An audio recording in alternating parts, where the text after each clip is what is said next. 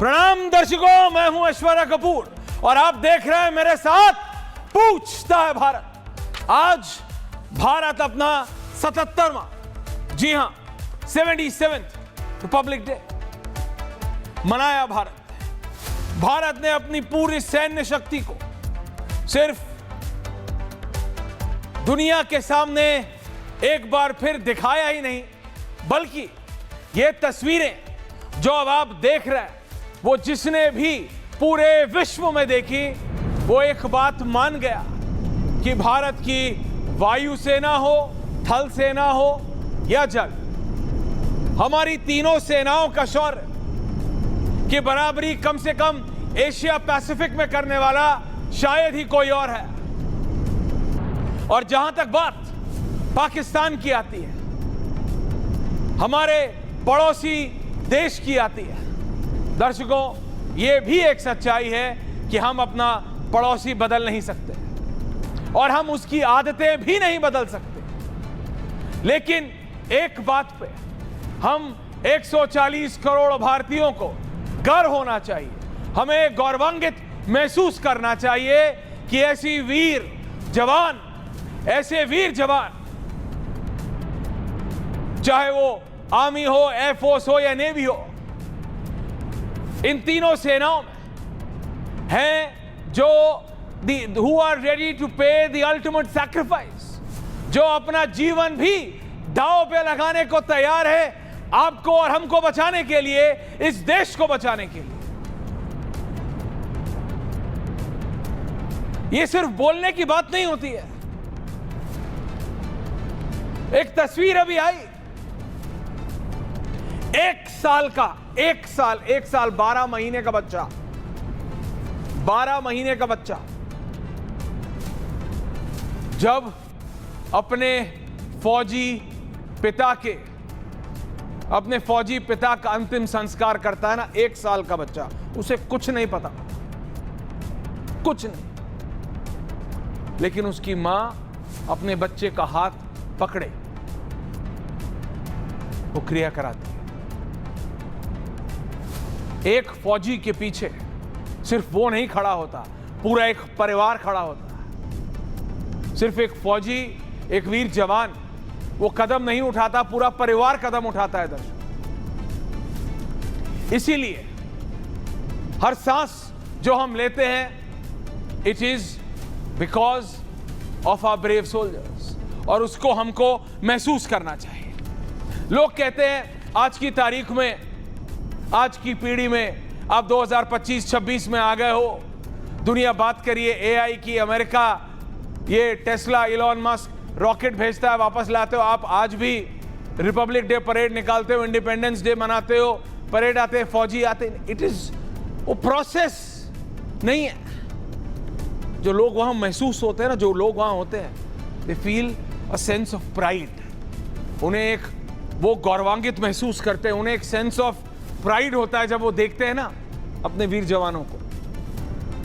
लोगों को लगता था कि जब भी, जितनी भी बार ये इंडिया गेट के ऊपर रफाल उड़ते हैं, अपाचे चॉपर्स उड़ते हैं, और ये तस्वीरें मैं पूरे शो में दिखाता रहूंगा आपको, लोगोongoing को लगता था एक समय पे कि यार ये सिर्फ ना एरोप्लेन देखने आते, एरोप्लेन देखने नहीं आते, एरोप्लेन देखने नहीं आते।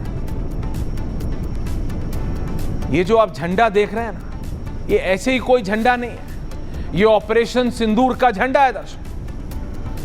मैं ऑपरेशन सिंदूर पे आऊंगा, लेकिन वो विजुअल चल रहा था इसलिए मैं आपको बताना चाहता हूं। ये जो तस्वीर है, ये बताता है कि भारत की जो एयर कैपेबिलिटी है वो हमारी कितनी बेहतर हो चुकी है। अब हमारी जो वायुसेना की शक्ति है, क्षमता है, वो किस लेवल तक बढ़ चुकी है। ये अलग अलग फॉर्मेशन है, चाहे वो अर्जन फॉर्मेशन हो, चाहे वो रक्षा फॉर्मेशन हो, ये तो सिर्फ छोटी छोटी झांकी है, ये तो सिर्फ झांकी है। असली खेल या असली दाव तो हमने ऑपरेशन सिंदूर में दिखाया था, जिसे कहते हैं धोबी पछाड़, जिसे रेसलिंग की, कुश्ती की भाषा में धोबी पछाड़ कहते हैं, वो तो हमने पाकिस्तान को ऑपरेशन सिंदूर में दिया। उनको समझ भी नहीं आया, उनको रोते हुए जाना पड़ा डोनाल्ड ट्रंप के पास, उन्हें रोते हुए जाना पड़ा अमेरिका के पास। और वो भी मैं आपको आज बता दूं, ये एक आज को यूरोप की रिपोर्ट आई है। इन ज्यादा रिपोर्टों को ध्यान, हालांकि इस रिपोर्ट में यही बताया गया है कि भारत ने कैसे परखच्चे उड़ा दिए हैं, भारत ने कैसे परखच्चे उड़ा दिए पाकिस्तान के ऑपरेशन सिंदूर में। लेकिन पता है बैलेंस करना है, ये सारे विदेशी बैलेंस करते हैं। बोला भारत ने पाकिस्तान के परखच्चे उड़ा दिए, प्लीज कर्नल साहब को बुलाइए, वेट नहीं कराएंगे। और वहीं दूसरी तरफ बोल दिया शायद कहीं कभी भारत का भी एक रफाल गिर गया। अरे अरे, ये सब बैलेंसिंग गेम चलता है। ये सब रिपोर्ट्स कैसे बनती है, चाहे यूरोप की हो, रशिया की हो, चाइनीज हो, अमेरिकन हो, ब्रिटिश आर नोन कि वो सबसे ज्यादा रिपोर्ट्स सब पैसे देके बनती है। And let's be very clear about it. और ये गोरे इसमें माहिर है। आजकल देखो इनकी इकोनॉमी चल नहीं रही, इनके देश चल नहीं रहे, इनका कुछ चल नहीं रहा, इनका यही सिस्टम चल रहा है, रिपोर्ट बनाए जाओ छापे जाओ, रिपोर्ट बनाए जाओ छापे जाओ। और जिस देश में जो सरकार के खिलाफ होता है वो विपक्ष यूज करता है, जो सरकार के फेवर में होता है वो सरकार यूज करती है। तो कभी इसकी कभी उसकी, वो वहां पे 7 समंदर पार बैठे हुए रिपोर्ट बना रहे हैं। इस रिपोर्ट से कुछ होता नहीं। जो हमें करना था हमने ग्राउंड जीरो पे किया, जो हमें करना था हमने ऑपरेशन सिंदूर में करके दिखाया। And we as Indian, every Indian, हर भारतीय को गौरव महसूस होना चाहिए। We should feel proud, we should feel proud. क्योंकि मैं देख रहा हूं लोग एक अलग नैरेटिव चला रहे हैं। क्या जरूरत है हमारे फौजियों को कर्तव्य पथ पे, जो पहले राजपथ पे के नाम से जाना जाता था, उस पे चलाने की क्या जरूरत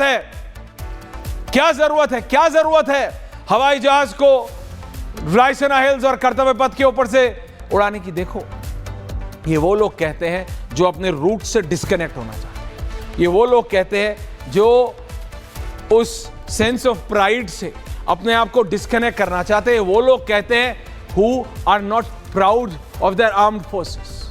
देखिए पाकिस्तान का है ना, ये बात तो मुझे समझ आता है। पाकिस्तान का आर्मी चीफ क्या करता है? हमारे आर्मी चीफ पीस टाइम में भी प्रिपरेशन करते हैं वॉर टाइम की, और वॉर टाइम पे जो करते हैं वो तो पाकिस्तान को पता है।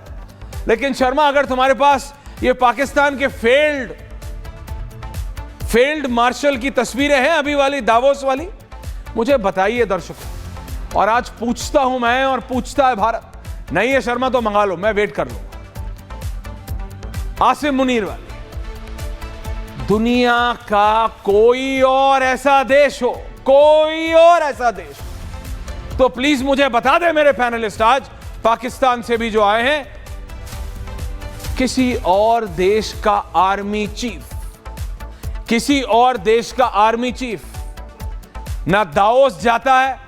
शर्मा, आसिम मुनीर का दाओस में जाने का विजुअल, तुम आधी बात सुनते हो, अधकचरी जानकारी बंदूक से ज्यादा खतरनाक होती है।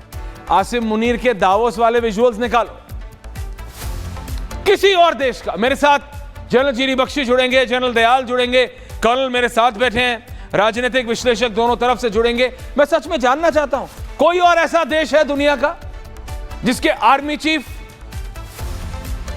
वो ज़ेनिया के सूट के नीचे बुलेट प्रूफ वेस्ट पहन के गए हो?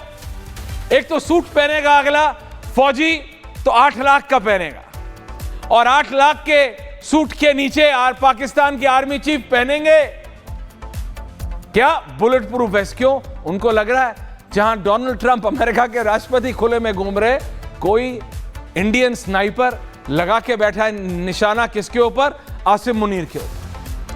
ऐसा है नहीं। लेकिन असल में पाकिस्तान का प्रधानमंत्री शहबाज शरीफ है या आसिम मुनीर है? ये तब की तस्वीरें हैं जब ये पन्ना, नीलम, हीरा बेचने गए थे डोनाल्ड ट्रंप को। मैंने आज तक फौजियों को, अलग अलग देशों के जनरल्स को, यहां तक कि अफ्रीकन देशों के जनरल्स को बंदूकों के बारे में डील करते देखा। बंदूकों के बारे में, अलग अलग गन्स के बारे में। ये एक लौता ऐसा फील्ड मार्शल आए हैं, ऐसा, क्योंकि इनके अंदर की चाह है कि मुझे प्राइम मिनिस्टर बनना, I want to sit on that seat. Asim Munir Shahbaz Sharif की कुर्सी पे बैठना चाहते हैं, बाकी सब तो है। फाइनल कॉल वहां पे आसिम मुनीर लेता है, चाहे कोई माने ना माने, चाहे हामिद खान माने ना माने, लेकिन रियलिटी वही है। शर्मा दावोस वाली तस्वीरें निकाल, तो that is what it is. लेकिन आसिम मुनीर का दावोस में क्या काम था, ये मुझे कोई बता दे। कोई काम नहीं था। और शहबाज शरीफ भरी प्रेस कॉन्फ्रेंस में डोनाल्ड ट्रंप को सिर्फ यही इशारा करते रहे, वो रहा, सर मेरा बॉस हो रहा, सर मेरा बॉस हो रहा, सर मेरा बॉस हो रहा। उसमें देखिए, आपके देश की पॉलिटिक्स है, पाकिस्तान के देश की पॉलिटिक्स है, पाकिस्तान जाने। लेकिन प्रॉब्लम यहां यह है कि आपके देश की ये कीचड़ वाली पॉलिटिक्स हमको डायरेक्टली इंपैक्ट करती है। और द रियलिटी इज कि हम अपना पड़ोसी बदल नहीं सकते। ऐसा तो है नहीं कि हम पाकिस्तान को यहां से उठाएं और अमेरिका के बगल में डाल दें। ये तो इम्पॉसिबल है, दैट्स नॉट पॉसिबल। ये तो बाकी जो इनकी टेक्निकल स्टेटस है, जिसका हिंदी ट्रांसलेशन हामिद साहब खराब मत मानिएगा, औकात ही होता है, वो तो आपको क्रिकेट में भी दिख जाता है। शर्मा, मेरे बालों से ज्यादा अगर तुम विजुअल्स पे ध्यान दो तो अच्छा रहेगा। अभी तक मुझे आसिम मुनीर के दावोस वाले विजुअल्स नहीं मिले। हाँ तो चलाओ, क्योंकि रियलिटी ये है, Pakistan is a terror state. चाहे वो अमेरिका के राष्ट्रपति डोनाल्ड ट्रंप के पास जाए या वो दावोस जाए, जहां दुनिया का हर देश बिजनेस करने जाता है, लेकिन ये वहां भी बंदूकों का व्यापार करने जाते हैं। And that is the reality my friends. क्या हुआ पिछले 10 दिनों में, वॉच दिस स्पेशल रिपोर्ट, और उसके बाद मैं आपको बताऊंगा क्यों 77वें रिपब्लिक डे के बाद भी कुछ ऐसी चीजें हैं जो हमको पाकिस्तान से डील करने के लिए बदलने की जरूरत है। The special report and then we debate.